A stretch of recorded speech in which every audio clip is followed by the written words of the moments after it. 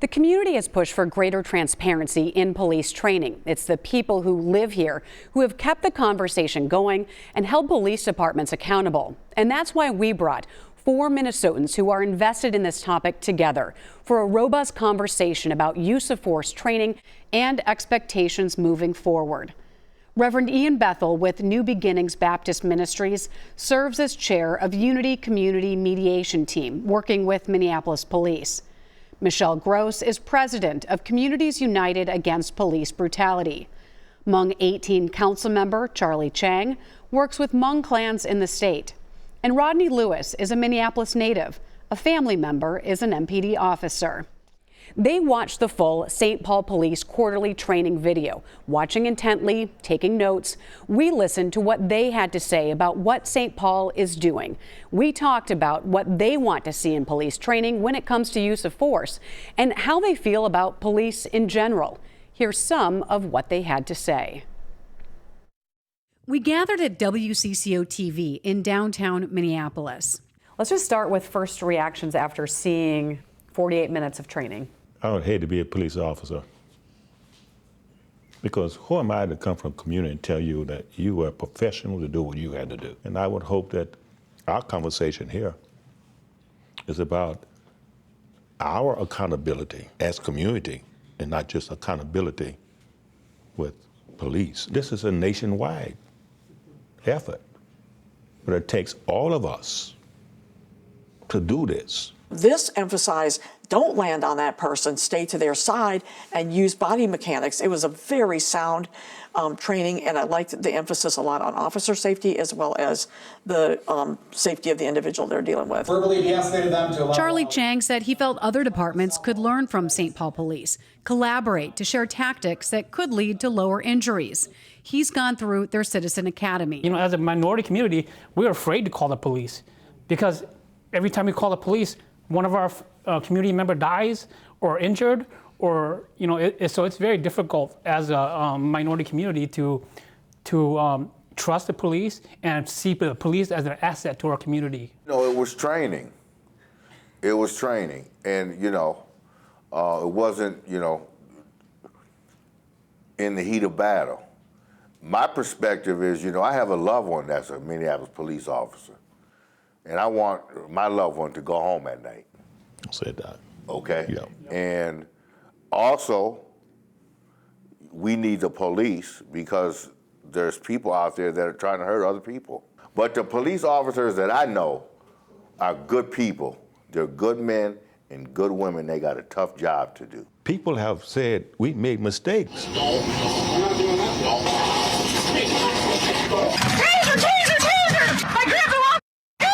But we have been fighting for a long time about these mistakes don't happen.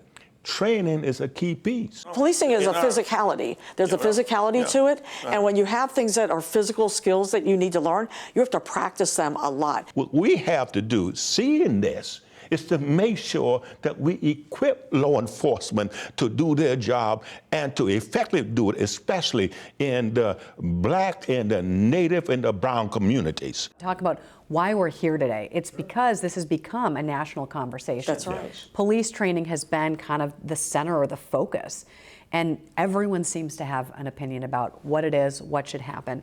Do you want it to be more transparent about how this all works? Absolutely. Transparency is what builds community trust. Community engagement is what builds community trust. We'd like our police departments to be transparent. We'd like our police department to have community engagement. And we'd like to have our police departments or our officers or whoever be held accountable for, what they've done. You're a member of a group that has a reputation, but are police able to say, well, this guy's doing this that I don't really agree with? Because we have seen cops that try and stop other cops from doing stuff, they could be shunned. You have to teach officers how to intervene, and you have to create the culture that makes it okay to intervene. Yes. Because the biggest problem is the culture. Yes. The biggest problem when it comes to interventions is the culture. We got to bring George Floyd in there. He's not responsive right now. You gonna let him keep that like that? You gonna let him feel bad about yourself? He was a new cop. The other guy was... They all knew. They weren't running the whole situation. So, I mean, you know, they was in a tough situation. But you have to understand what Chief Aradona said. They were complicit. They were complicit. And They the field started by training approaching him officer, with a gun. because our conversation here is about training. It is. Okay? This is about training. The field training officers have to mirror the training that's happening in the academy. But you know, They've just got- like we right. know. They've got to be on board. I mean, that training was St. Paul. It sounds like, we come here with this one topic, police training, but it seems like it really is a broader topic. It's community impact, it's culture. We've heard it's the mental health of officers. So it goes far beyond the training. So training is important, but not all conduct is training. You've got to recruit people, the right people. You've got to, set expectations, hold people accountable for those expectations. Everything isn't all training, but the training helps. It helps you develop that muscle memory where you can behave properly and not just go off your adrenaline gut reaction thing. What do you think the conversation really should be about then? Yeah, it should be about the culture of the police department and the community trust that we need to build between the police and the community. What do you think would make a difference? That's a tough question, and it's a task as well, because, we know the history of policing. And so the history of policing, in my mind, or a lot of people's mind, has been brutality against minority people, people of color. So, I mean, how do you get their trust back?